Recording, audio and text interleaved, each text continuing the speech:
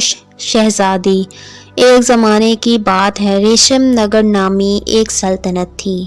یہ سلطنت اپنے پھولوں، خوشبو اور موسیقی کے لیے مشہور تھی۔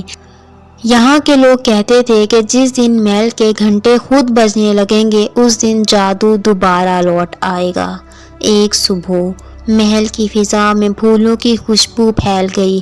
ملکہ کے ہاں ایک بچی پیدا ہوئی، حسین، روشن چہرہ، نیلی آنکھیں۔ لیکن جب دائی نے اس کی سانسیں سنی تو چونک گئی۔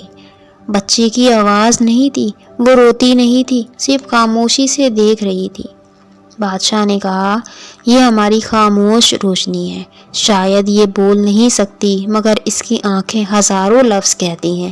یوں اس کا نام رکھا گیا، شہزادی زارا۔ زارا بڑی ہونے لگی۔ وہ بول نہیں سکتی تھی مگر فطرت کے ہر ذرے سے بات کرتی تھی۔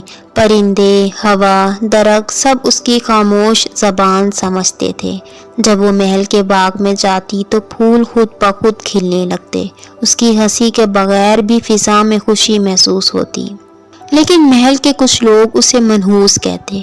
وزیر اعظم کی بیٹی عارفہ اکثر کہتی، یہ گونگی شہزادی بادشاہت کے قابل نہیں، اسے خاموشی ہی زیب دیتی ہے۔ زارا صرف مسکرا دیتی کیونکہ وہ جانتی تھی خاموشی بھی ایک طاقت ہے اگر نیت سچی ہو۔ ایک رات سلطنت پر اندھیرا چھا گیا، چاند غائب ہو گیا، پرندے چیخنے لگے۔ کہا گیا کہ ایک پرانا دشمن واپس آ گیا، جادوگر ذالک۔ ذالک نے برسوں پہلے وعدہ کیا تھا، جب نورانی آواز ختم ہو جائے گی میں واپس آؤں گا، اور جب شہزادی کی خاموشی نے محل کو گھیر رکھا تھا ذالک کے لیے راستہ کھل گیا۔ اس نے محل کے ارد گرد کالے بادل بچھا دیے اور ایک منتر پھونک دیا۔ جو بول نہیں سکتا تھا وہ سلطنت نہیں بچا سکتا۔ محل کے لوگ خوف زدہ ہو گئے۔ بادشاہ نے کہا، زارا میری بیٹی ہے مگر ہم سب کو بچانے کے لیے کوئی اور راستہ سوچنا ہوگا۔ زارا نے اشاروں میں کہا، مجھے جانے دو، میں ہی اس اندھیرے کو ختم کر سکتی ہوں۔ زارا اپنے سفید گھوڑے زوحان پر سوار ہو کر محل سے نکل گئی۔ چاندنی کے بغیر اندھیرا گہرا تھا مگر اس کے دل میں روشنی تھی۔ وہ ہوا کے پہاڑ پر پہنچی جہاں ایک بوڑھی پری رہتی تھی، چاندنی جیسے بال، چمکدار پر۔ پری نے کہا، میں تمہیں آواز نہیں دے سکتی مگر ایک سانس دے سکتی ہوں، یہ سانس تمہاری خاموشی کو طاقت میں بدل دے گا۔ زارا نے چاندنی کا وہ سانس لیا جو صرف دل سے بجنے والی دھنیں بجاتا تھا۔ پری نے کہا، یاد رکھو اگر تم نے سانس کو نفرت سے چھوا تو یہ خود تمہاری آواز کو ہمیشہ کے لیے خاموش کر دے گا۔ زارا نے جھک کر شکریہ ادا کیا خاموشی سے۔ جب وہ واپس آئی تو سلطنت تباہی کے دہانے پر تھی۔ ذالک محل کے دروازے پر کھڑا ہنس رہا تھا۔ گونگی شہزادی، تو کیا کرے گی میرے مقابل؟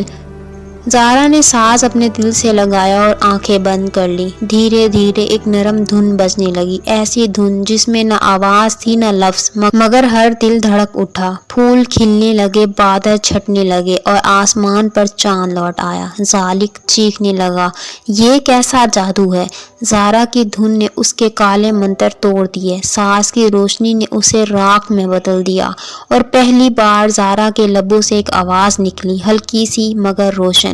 خاموشی بھی بولتی ہے اگر دل سچا ہو۔ اگلی صبح ریشم نگر میں سورج طلوع ہوا۔ پہلی بار محفل کے گھنٹے خود بخود بجنے لگے۔ لوگ حیران تھے، آنسوؤں کے ساتھ خوشی منا رہے تھے۔ ملکہ نے زارا کو گلے لگا کر کہا، بیٹی تم نے خاموشی کو ایمان میں بدل دیا۔ زارا اب سلطنت کی ملکہ بن گئی تھی۔ اس نے ایک نیا فرمان جاری کیا، کبھی کسی کو کمزور نہ سمجھو صرف اس لیے کہ وہ خاموش ہے۔ بعض آوازیں الفاظ سے زیادہ طاقتور ہوتی ہیں۔ سالوں بعد جب ریشم نگر کے پھول کھلتے تو ان کی پتیوں سے ایک نرم دھن سنائی دیتی، وہی دھن جو زارا نے سانس سے نکالی تھی۔